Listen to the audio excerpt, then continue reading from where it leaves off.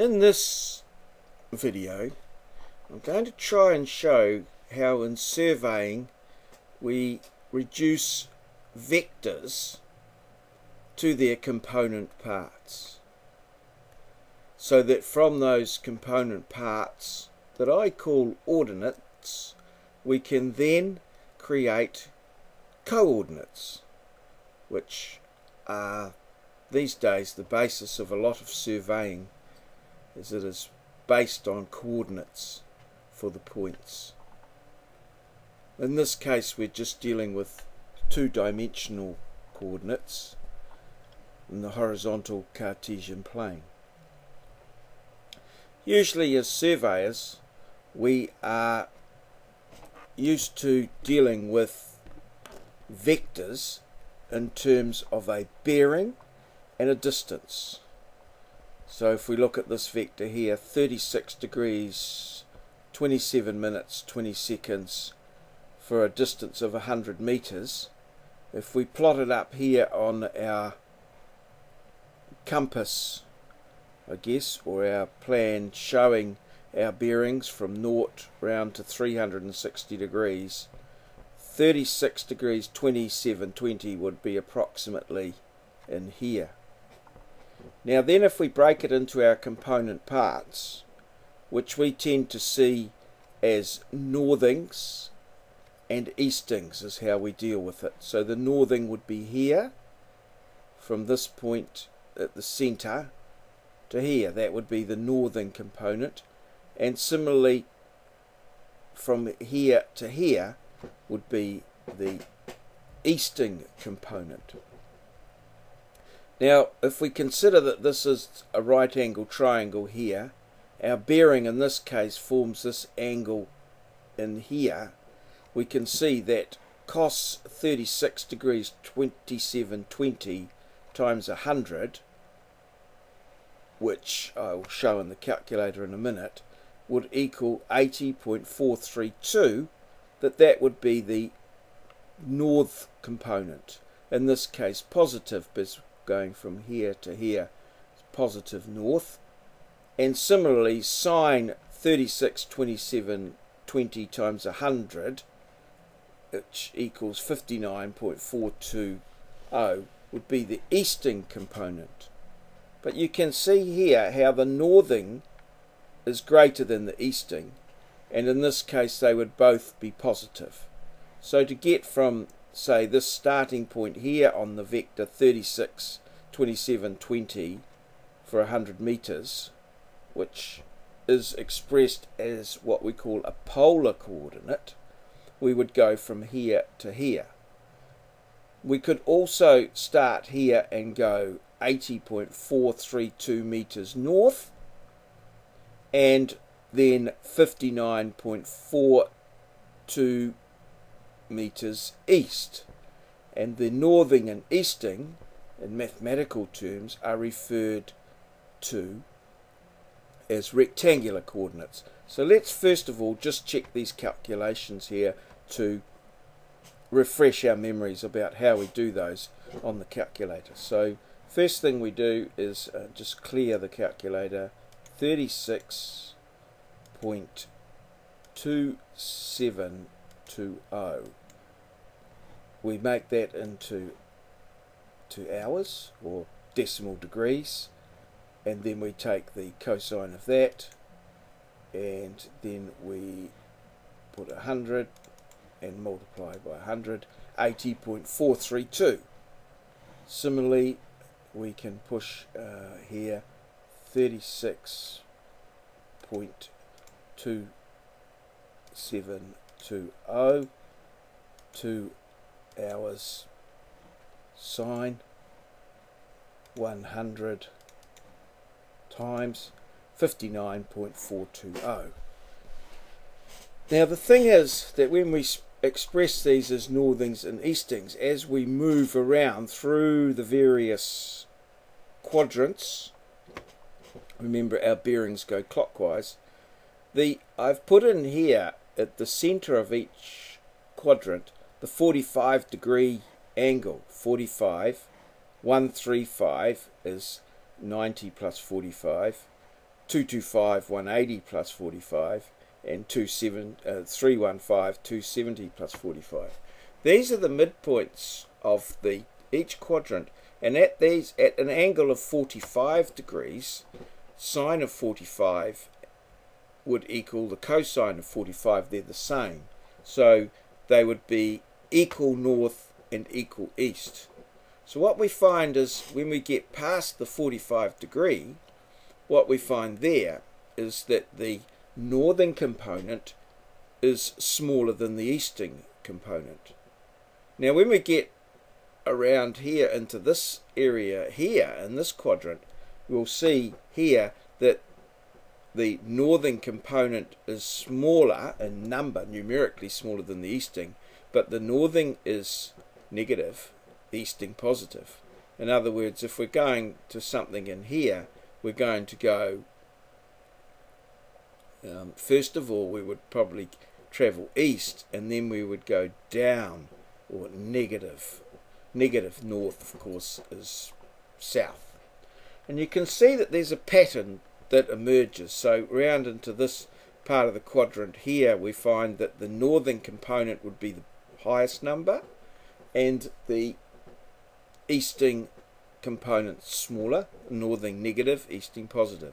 As we come round here, we can see we're going both down and across, or south and west, negative north and negative east, and in this half of the quadrant, the northern component is the larger, numerically absolute value larger, and the eastern smaller, and so on all the way around. Now, I tell you this because it's handy to know these things, just to keep them in your mind. And actually, this was the way when I started, that we were actually trained in this, because our books that we used, we only needed to use the sines and cosines from 0 to 45 in reality.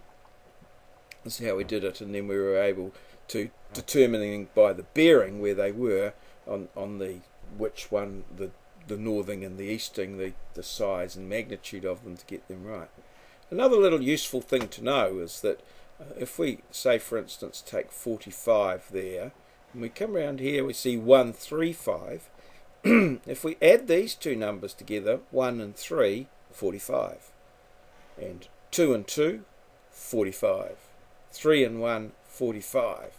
So this is quite a good thing for that we can, just for checking on our bearings. We'll see here that 2 and 7 is 9, so that's 180 degrees different from 90. So the adding together of these numbers here in bearings is quite a nifty little tool to have in your survey toolbox, just for checking your bearings, and for sometimes adding 180 degrees on when you want to go in the opposite direction.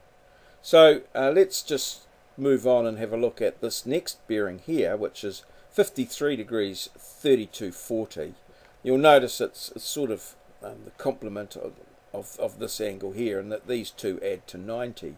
So I know that the answers should be the same, but the opposite. Obviously, the cos of 53 3240 is the same as the sine of 36 27 20.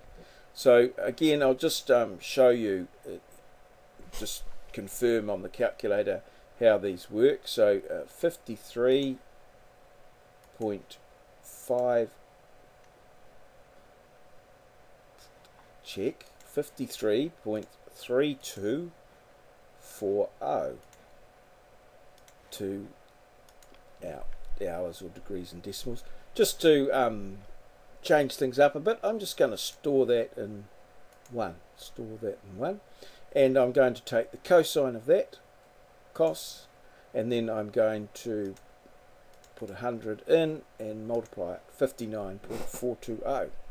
And that would, in this case here, be a small northern component of that. And we know that because it's greater than 45, the northern will be, the eastern will be larger than that. So I'm just going to recall 1, which gives me my angle back there again. Take just something a bit different, the sine of that, and then 100 times, and again we'll get the 80.432. Now the particular calculator that we have here has a little function here, which is the to rectangular here on the 1 key and to polar here.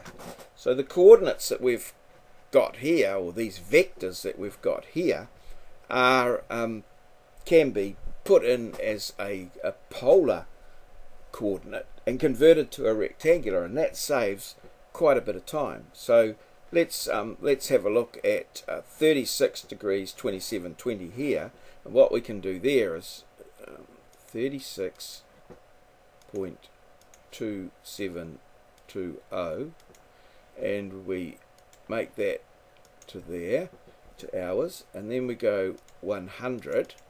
Now what this is doing is it's storing these. If I push the XY key, you'll see there's the bearing in degrees and decimals, and here's the distance. So bearing, distance. Now they're being stored in the X and Y registers. So we put the bearing in first, followed by the distance, and then we just push this little key here to rectangular, and there we are. We have our 80.432, which is the northern component, and then XY, and we get our eastern component, 59.420. So let's have a look at our 53.3240. I'll just recall 1 again here, because I remember that I had that in there. So there's my bearing already in and reduced, and just put 100, and you can just check the X and Y there. That's just to show you what's going on. And here we go to rectangular, and there we are. There we have it. You see, we get 59.420, which is our northern component. It's smaller than our eastern, we know. XY 80.432. That will give us our eastern component. The components being, in this case, that would be the 80.432 there, and that would be the 59.420 there. Now we can have a look at some bearings in other quadrants. So 216.2720, which is going to be round in here, so it should be negative north, negative east, and the northing there will be the largest one. So let's have a look at that. Just by way of, you can see here that if you add 2 and 1 together, 36.2720. So it's the same sort of angle. They're the same angle, but they're obviously in different quadrants.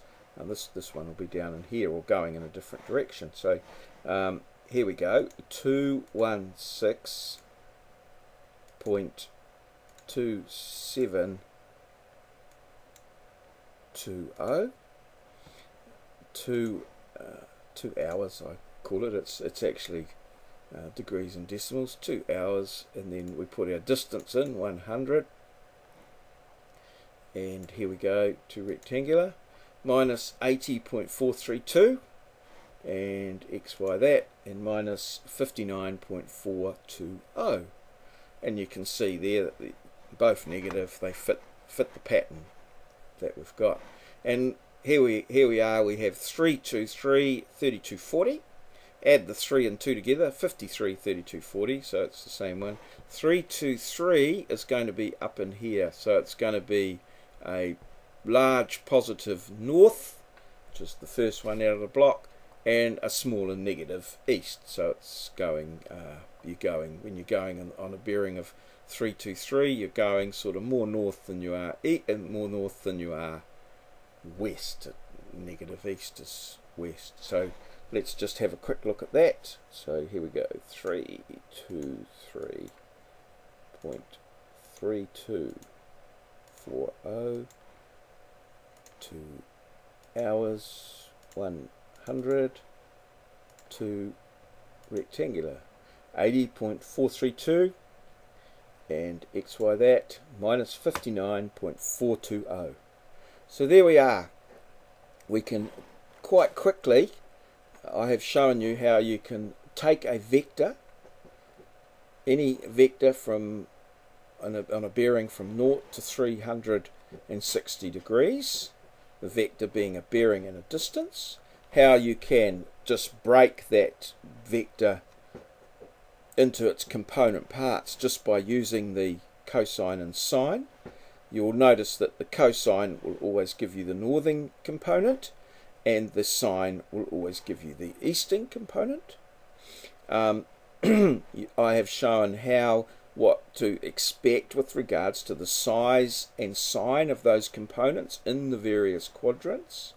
And then I have also shown you how, by way of a quicker method, you can use the polar to rectangular conversions, which enable you to just put your bearing and distance in, just put them straight in as they come, the bearing in the direction that you're going and the distance, and then use the polar to rectangular coordinate function, and that will give you the ordinates or the components of each vector, which you can then use, and I'll show that in a later video, to work out your coordinates. So there you go, and I hope you have many fun times working out the ordinates of vectors.